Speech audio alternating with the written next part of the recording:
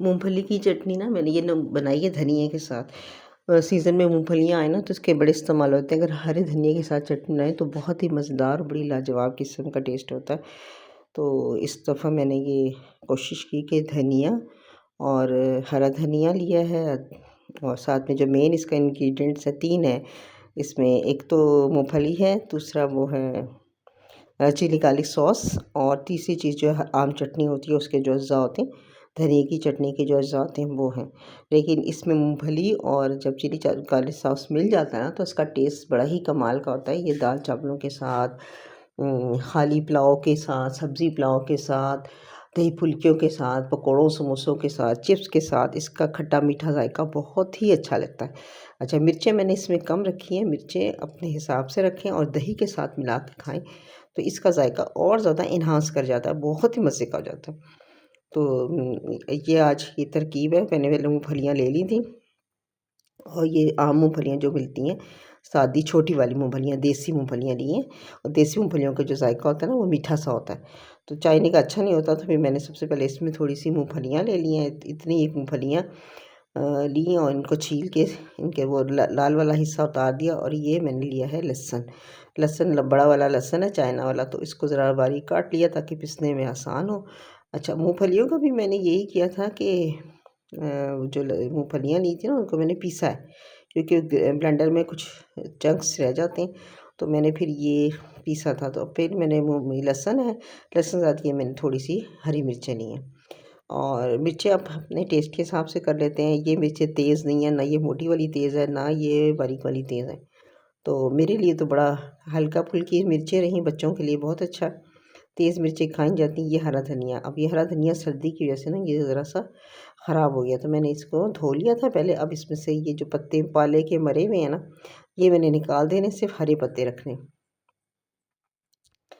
तो ये पत्ते ये अब मैंने हटा दिए और इसकी वो कर दिया है, इसमें बस ये डाला है साफ़ पत्ते, थोड़ा धनिया, ज़्यादा नहीं है। धनिया भी मैंने साफ़ करके काट लिया और काट के और पहले मैं असल में ऐसा करती हूँ कि पहले धनिया छाँट के ना धो लेती हूँ, तो उससे फिर कटा हुआ धो तो वो आधा तो बह जाता है। तो इसलिए पहले छाँट के साफ़ कर लिया और फिर उसे धो लिया, धो के काट लिया। अब ज़रा छोटे टुकड़ों में काटो तो चटनी अच्छी बनती है, वरना इसकी जो, क्योंकि मैं इसकी डंडियाँ भी इस्तेमाल करती हूँ, तो डंडियों में जो रेशा होता है ना वो मुँह में आता है। तो इसलिए मैंने ये डंडियाँ भी लेनी है, तो फिर मैंने उसको बारीक काटा है। यानी ब्लेंडर में तो पूरा भी डाल सकते हैं, लेकिन मैंने बारीक काटा है। साथ मैंने नमक लिया और इसके साथ मैंने ये लिया है अदरक का एक टुकड़ा। ये अदरक लिया, ये आपकी अपनी चॉइस है जितना लें। ये सफ़ेद ज़ीरा है, लेकिन मैंने सफ़ेद ज़ीरा इसमें नहीं डाला, बल्कि मैंने ये जो मूँगफलियों के साथ ना पीस लिया।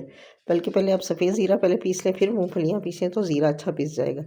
और ये इस तरह मैंने कुंडी में मूँगफलियाँ ना पीसनी है, ताकि और इसका टेक्सचर फिर बड़ा अच्छा आता है पिसी हुई मूँगफलियों का। अगर मैं उसमें पीसती ना तो पानी-पानी से हो जाता। अब ये आखिर वक़्त तक पानी नहीं होगा। अब इसमें मैंने ब्लेंडर में पीस ली या सिल पे पीस ली, मैंने ये अदरक, लहसुन, धनिया, मिर्चें ये डाली हैं। ये सारी इसमें डाल दी। तो इसमें ज़रा ये कि आसानी हो जाती है पीसने में, लेकिन जो मज़ा उसमें सिल पे आता है ना वो नहीं आता। तो ये आपकी अपनी चॉइस है कि आपने किस तरह रखना है। अच्छा, मैंने इमली किसी और चीज़ में इस्तेमाल की थी, उसके बीज पड़े थे, उसका मैंने थोड़ा सा पानी भी लिया है खट्टा करने के लिए ना, तो उसका मैंने पानी भी लिया है। अब ये मैंने डाल दी मूँगफलियाँ और ज़ीरा,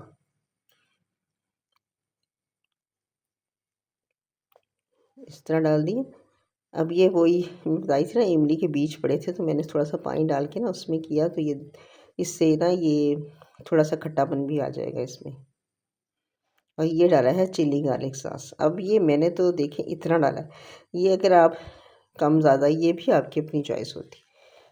अब इसे पीस लिया और ये चटनी तैयार, मज़ेदार।